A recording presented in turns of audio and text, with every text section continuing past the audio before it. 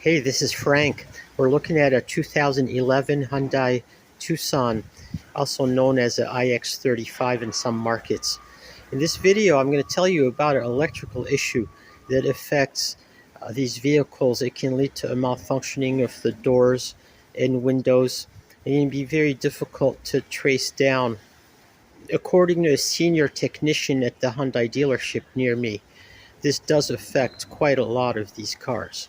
So keep watching.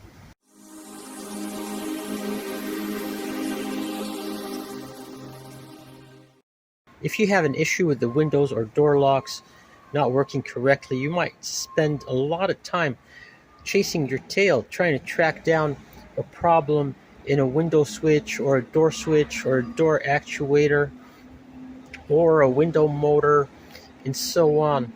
But in fact, the problem lies somewhere else.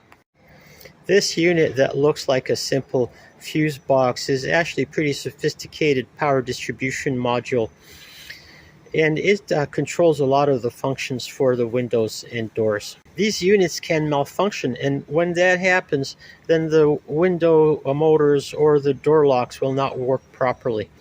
And the only way to fix it is to replace this entire unit. Here's a close-up so you can see the part number, and I'm going to include a link to where you can purchase this at a very affordable price.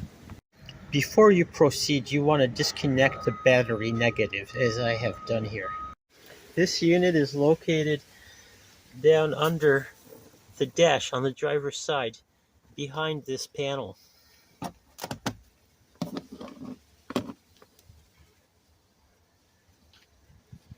To remove this vent panel, there are two screws on the side, but first the top panel above the speedometer has to come out, and this center panel also pulls right out. You just pull on it strongly and it will pop out.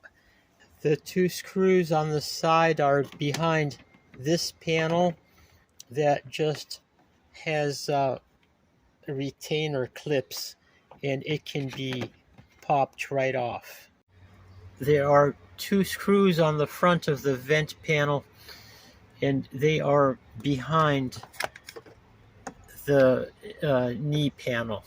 And you have two screws on the side of the panel, and you have two screws at either side in the front. The next step is to disconnect all the connectors that plug into the unit. They're conventional connectors that just have a tab on the top that you press down and then pull back to release the connector. So here the panel has been removed. When you start reinstalling these, make sure that the connectors click solidly into the place, and when they're in position they are flush, just flush against the housing. So just make sure to press them strongly enough so that they engage completely and lock into place. Both the front and the back connectors are secured, and the unit is bolted securely in place. And now it's the moment of truth. Let's see if the door locks and the windows work. So I think you can see there that my passenger door lock is working, which is not working. It was not working before. And let's try. My rear window is now working, which it was not working before. Same thing on the other side. This was kind of a repair that I arrived at out of desperation, because nothing else seemed to work, and it fixed all the problems I was having with the door locks and the windows.